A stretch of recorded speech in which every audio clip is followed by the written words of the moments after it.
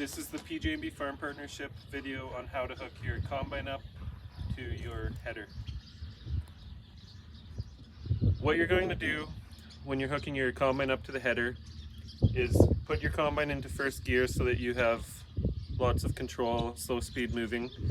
You're going to try to line up the very center of the combine into the very center of the faceplate. So over here, you'll just try to line up so that it'll be exactly down the middle. You'll see your hooks on the feeder house will come up underneath here and latch like that, and when it latches then you can raise the feeder house up. So when you're inside the cab, you'll put the gear selector to the first gear, allow it to shift into first gear, remove the parking brake, lower your feeder house down so that it's close to the height of the adapter on the header, and then we'll proceed forward slowly, trying to line up exactly centered between the faceplate and the feeder house. As we'll get closer, we will slow down and make sure that we're coming in nice and square to the faceplate and feeder house. You can adjust your left and right angle of the feeder house so that we make sure we're lining up nice and square. So you can see I'm a little bit high here, so I'll lower down a little bit more until that. So I need to go lower, and then we'll come just underneath that. We'll drive forward, and then as we get there, then we can raise up. So now we'll raise up.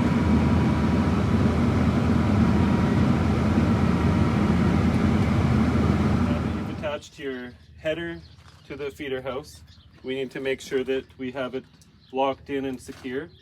So this arm will pivot forward. We have this locking arm here, and that'll come through like that. Now, it appears that we need to make an adjustment to this lever because this arm here has not fully come across and locked down on this piece. So we're going to adjust this bolt backwards, and that'll allow it to pivot forward more and come down and lock. Otherwise, we'll have the risk of hitting a bump and then the header falling off. So now we're going to hook up our hydraulics to the header, from the combine to the header. So we will remove this out of the storage position. We need to clean off the face of these fittings so that no debris gets in and damages anything in the hydraulic system. Open this cap up, clean that off, and then this will go in here like that, push forward, and then this locks in like that, and now it's secured. For the electrical connection, we have this here. If you look inside of the socket here, there's a square tab, or you can look here, there's a line, and that'll be the top of your connection. So for lining this up, you can take this line here and then at the top of the plug. So you'll line that up and then turn the socket clockwise, and that is secured. Next, we're going to hook up the PTO shaft to the PTO on the feeder house. So you will move this plate up out of the storage. You can open this, and then it should just slide, and you can just rotate the shaft until it catches.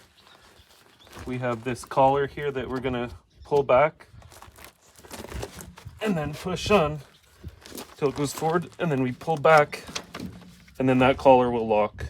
Make sure that's locked, and then it doesn't slide off.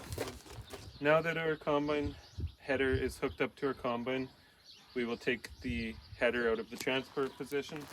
So down over here, we need to remove this hitch. And to remove the hitch, most of them have this safety pin here that you'll pop out first. So pop that out, and then there's a handle down below that will pivot this latch. So we'll pivot the latch and then lift up. And then the tow hitch is removed. And then we'll put this locking pin back.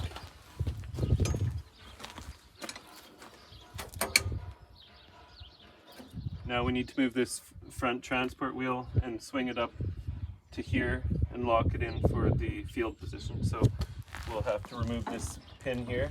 We'll take that out, and then this will lift up,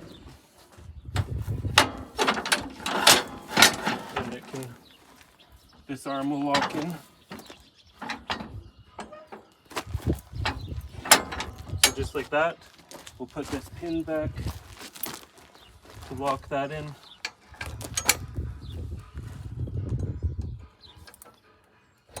Okay, and then what I will do is raise this up and lock it into. And what we're probably going to actually do is put it all the way to the top if we're running the Contour Buddy. So that's all locked in, ready for field position.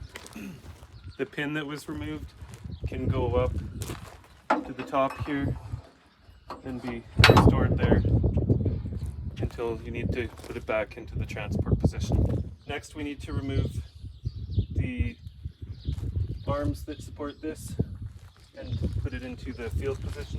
So the first step, we will remove this pin. So that will come down this safety pin here. And then it'll swivel back to here. Lift this up like that. And then so now we need to rotate this tire around. So we will pull the pin, swivel it around so that it's straight like that, and then the pin will lock back down. Okay, for the swiveling this tire, lift this pin up here. You can just show the camera on that. You'll pull up on that pin. Sometimes you need a hammer and lubricant. Once that's lifted, then the tire will pivot around and then lock down in its position. This will come up and you'll lift it up and over. And then that'll be locked in. Then we will remove this. And Alex, you can help me lift this. And we'll lift this to the top position. A little bit more.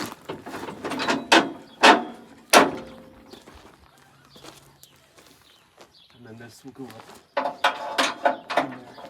Over here we have your transport block for your feeder house, or for your float.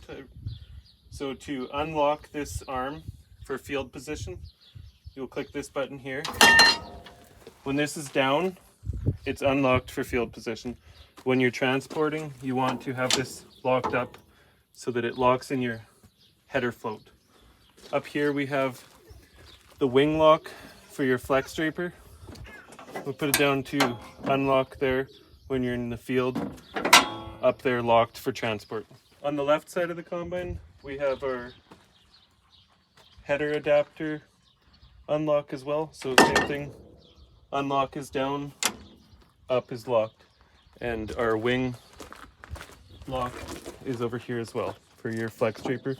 Unlock and locked for transport. Sometimes you'll want to lock your reel in the upward position. And so what you'll do is your reel will be all the way to the top, and then this lever will slide in and lock your reel into the upward position. Inside the cab, for some of the operations for your header, this will lift your reel up, reel down.